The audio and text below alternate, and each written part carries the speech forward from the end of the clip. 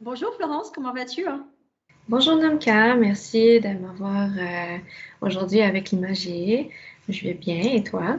Bah, écoute, ça va, comme on disait, hein, c'est un peu gris, le temps est un peu gris, mais on va mettre beaucoup de bonne énergie bah, dans cet entretien. Merci de te joindre à moi vraiment pour cette conversation très spéciale sur ta résidence Instagram qui a eu lieu cette semaine-là.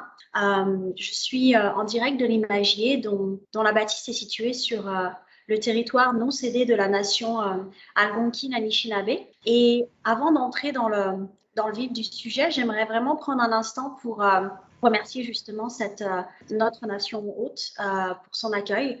Et c'est important pour nous de reconnaître verbalement comme ça, à haute voix, cette réalité complexe et la façon dont on bénéficie de ce territoire non cédé justement pour développer nos activités. Alors, ne cesse de répéter, puis je parle au nom de toute l'équipe de l'Imagier, aussi petite qu'elle soit, Amélie et moi, et puis Lou aussi.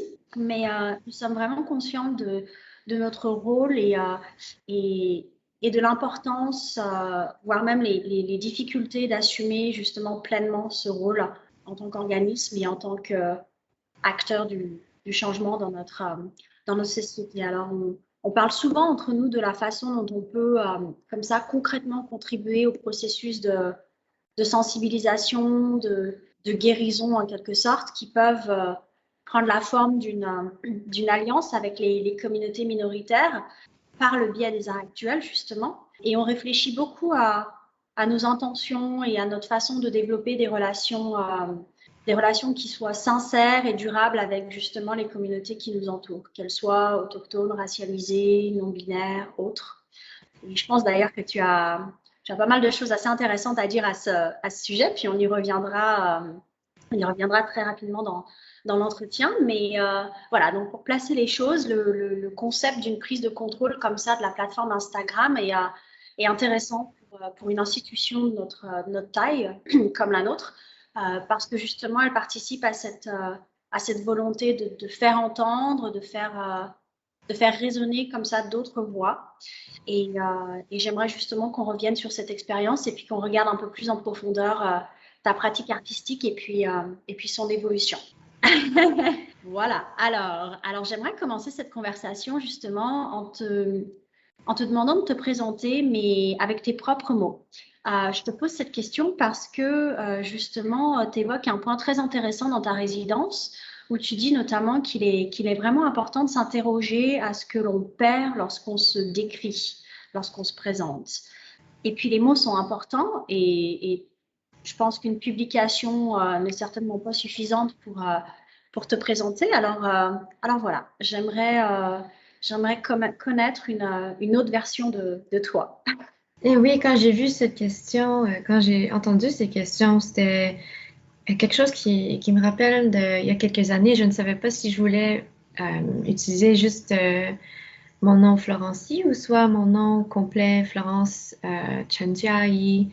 Eh bien, c'est même un nom que ma grand-mère m'a donné en mandarin, même si on se parle en cantonais, parce qu'elle savait que le mandarin allait être plus reconnaissable dans le monde de 2021.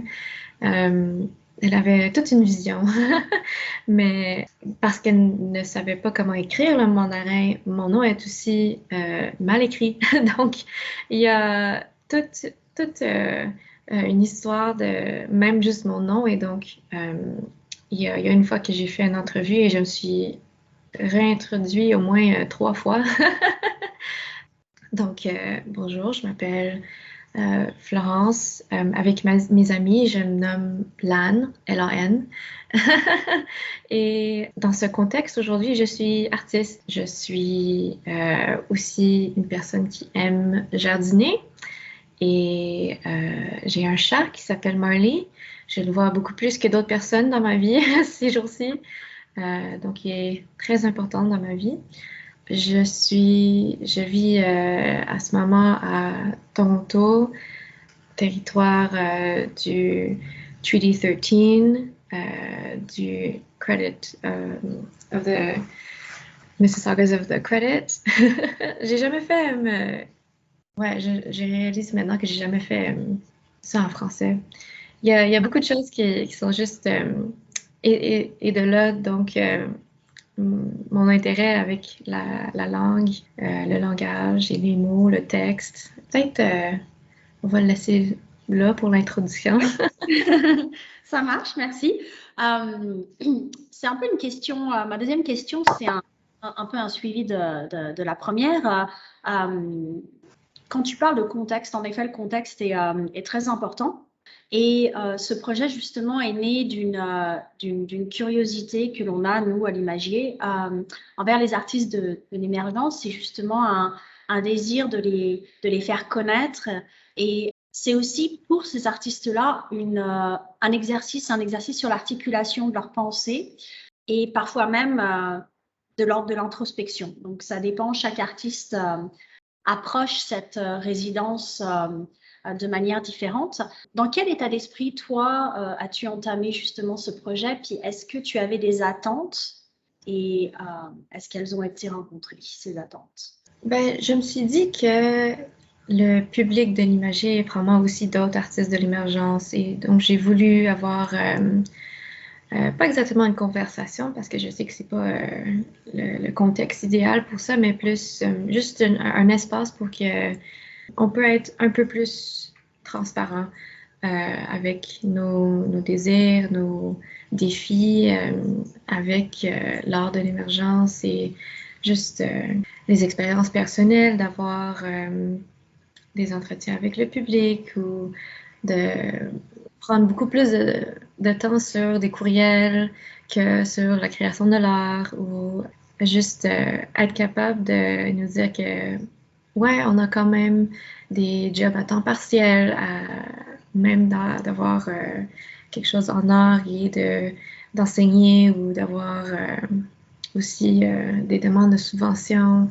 Il y a toute, je dirais, une partie de l'art qu'on s'en parle pas beaucoup. Puis je dirais que c'est au désavantage des gens qui ne sont pas aussi bien connectés et n'ont pas les mêmes ressources.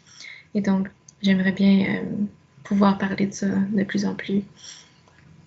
Bah, justement, la transparence pour nous, c'est vraiment quelque chose d'important dans le sens où l'idée, c'est de donner un espace où l'on puisse être soi-même vraiment et puis aborder les sujets en toute simplicité, toute honnêteté, toute spontanéité. Parce que justement, il y a beaucoup particulièrement sur les réseaux sociaux, il y a beaucoup de choses qui sont préfabriquées. Et puis, on a cette image comme ça de l'artiste dans sa tour d'ivoire. Bref, il y a des comment dire, stigmas, il y a des gros stéréotypes qui ont besoin comme ça d'être, je dirais, décomposés, enfin en tout cas déconstruits. Donc on essaye de faire ça. Dès le début de ta résidence, tu annonces vraiment la couleur. J'ai beaucoup aimé. Tu mentionnes justement ton cynisme envers la politique du multiculturalisme libéral, c'est-à-dire cette question d'une politique de la différence, de l'inclusion, celle de la reconnaissance des minorités. Et je cite, comment faire de la place pour le non enregistré, le non enregistrable et le non encore enregistré. Alors, pourrais-tu peut-être élaborer davantage justement à ce sujet, puis comment est-ce que ça se manifeste dans ton travail, dans ton processus de création au quotidien? C'est une question que je me posais beaucoup quand je faisais une résidence aux Archives Gays du Québec. Le fait d'avoir tellement de documentation physique et d'être dans un espace où ce que j'ai tellement d'accès aux images, mais bien encore, les images sont limitées à un certain type.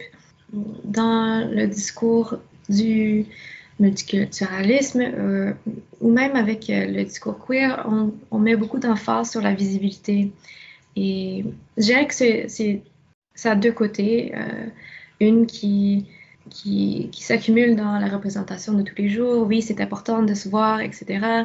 Mais aussi, maintenant, on a comme une idée de qu'est-ce qu'une personne de telle ou telle identité devrait porter ou comment cette personne doit se porter. Un peu comme se tokeniser pour cette visibilité. Et comment cette hyper-visibilité pourrait être d'un côté superficiel et d'un autre aussi peut-être parfois dangereux d'être très reconnaissable ou de se montrer très vulnérable et de toujours se donner des histoires biographiques et un peu de donner des parts de soi-même, parfois quand c'est pas quelque chose qui est très confortable. Donc, il y a toujours ce sorte de pousser et tirer dans une direction de légibilité et de comment on se présente. Puis parce que c'est toujours en lien avec le contexte dans lequel on est également, c'est-à-dire qu'il ne s'agit pas de se définir d'une certaine manière et puis voilà, on est cette espèce d'enveloppe là comme ça, puis chaque fois partout où on va, avec n'importe qui, on est cette chose-là. C'est vrai que ça ne fonctionne pas du tout comme ça, mais on parlait de vulnérabilité, juste. Je pense que dans toute pratique artistique, encore une fois, elle est vraiment, vraiment difficile de faire abstraction du contexte donc dans lequel l'artiste évolue, mais de penser aussi à l'expérience du spectateur, des publics. Je serais vraiment curieuse de t'entendre sur la façon dont, puis on ne peut pas vraiment échapper à la question, malheureusement, mais je serais vraiment curieuse de t'entendre sur la façon dont cette pandémie mondiale a impacté ton travail et comment cet événement comme ça global, comment l'as-tu vécu individuellement et comment ça a influencé ton état d'esprit, tes choix dans ta pratique? La première chose était, j'ai eu la chance d'avoir participé à un programme de mentorat avec le Mitchell Art Gallery et je crois que le mentorat 1 à 1, c'est quand même un peu la même connexion, même à travers la vidéo. C'est quand même une vraiment belle opportunité de se connaître et c'était une connexion que j'ai pas eu beaucoup durant la plus comme forte période de la pandémie qui était peut-être le premier été.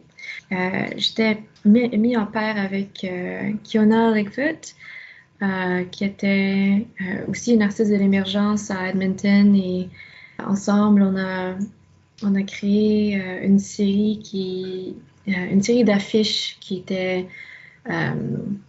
postées en dehors, n'importe où un peu, sur les murs, sur les lampadaires. Et j'ai beaucoup aimé retourner comme juste à des méthodes simples de communiquer avec la communauté locale, d'être capable de montrer l'art sans le contexte et même je dirais que ça a un côté très positif d'être capable d'infiltrer le quotidien. Et les affiches, ils ont juste l'air de posters de chats perdus ou de n'importe quoi écrit au Sharpie. Donc, c'est quelque chose de facile, mais aussi quelque chose qui m'a aidé à me situer dans un espace quand je me suis un peu comme détachée de ma communauté. Et aussi, je dirais qu'un des plus grands défis, mais aussi quelque chose de très chanceux, d'être capable de communiquer avec des gens un peu de partout, mais en même temps qu'on ne connaît pas le nouveau espace. On ne connaît pas la communauté, on ne connaît pas le contexte et ça m'a vraiment appris beaucoup comme par exemple, travailler avec quelqu'un et ne pas savoir comment les gens d'une communauté particulière euh, se sentent de cette personne ou aussi pas familier avec l'histoire de la ville et comment on doit un peu comme réapprendre comment travailler avec d'autres gens parce qu'on ne travaille pas dans le même espace. Créer des alternatives, d'autres possibles en quelque sorte. On parle souvent en ce moment-là, on parle souvent je vois ça dans les articles de presse, on parle de l'après, on parle déjà de post-Covid, ce qui est très bizarre. J'ai toujours l'impression qu'on est en plein Covid. Mais disons, ce qu'on vit, si on devait le décrire comme étant post-Covid, ce qu'on vit en ce moment même, là, ce qu'on observe, l'assouplissement des règles, alors qu'on essaie justement de revenir à la normalité. J'entends beaucoup ça.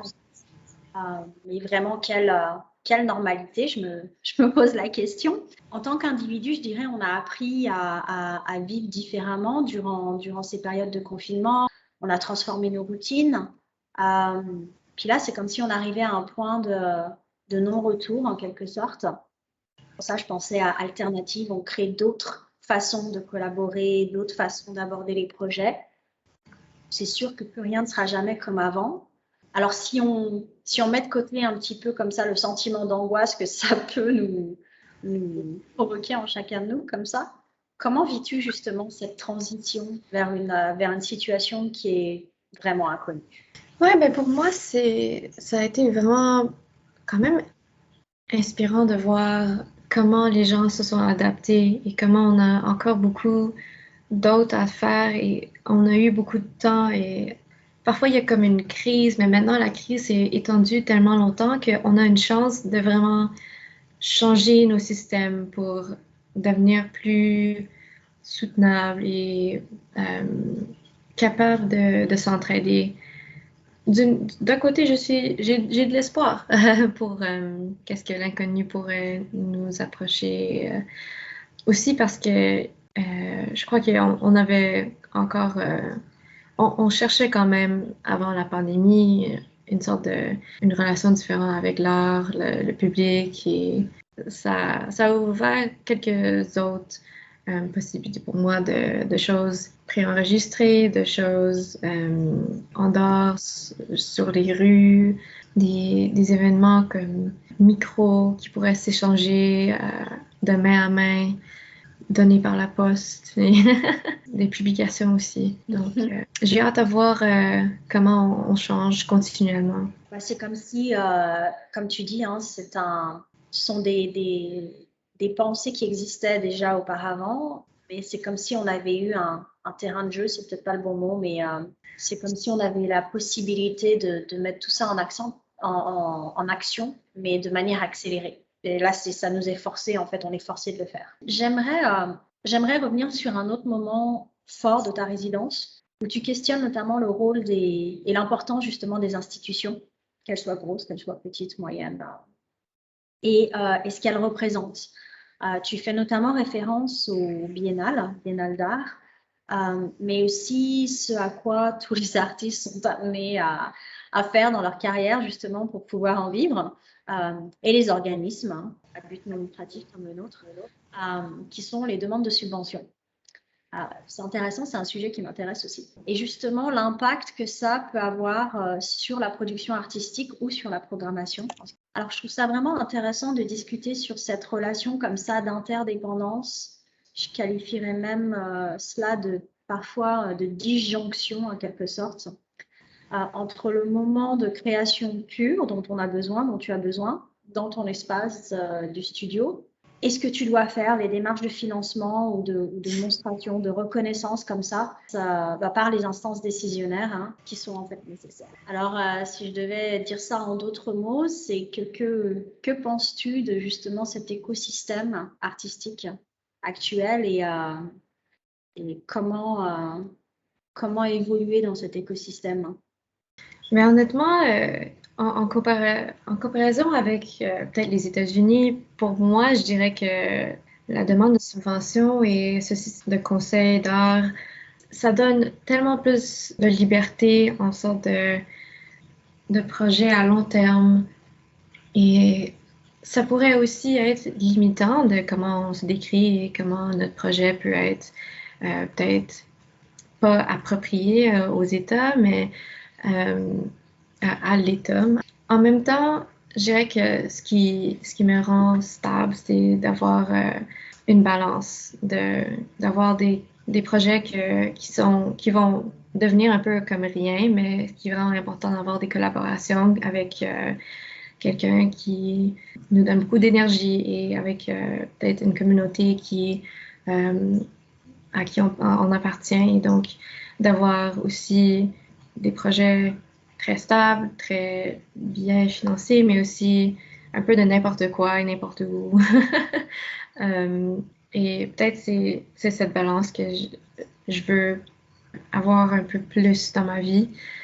Quand même, c'est quelque chose le système des conseils, malheureusement un peu inaccessible pour ceux qui ne savent pas comment écrire de leur art. Et c'est quelque chose que j'aimerais bien, pas enseigner, mais juste faciliter pour d'autres personnes. Et je vois mes autres collègues aussi qui font la même chose, de offrir des services de révision ou d'aide et de mentorat avec ces systèmes de bourse. Donc, je crois qu'un vrai écosystème, c'est vraiment ce système de support qu'on s'entraide et d'être capable d'apprendre à d'autres personnes à apprendre eux-mêmes et de continuer un cycle, particulièrement avec les artistes de l'émergence.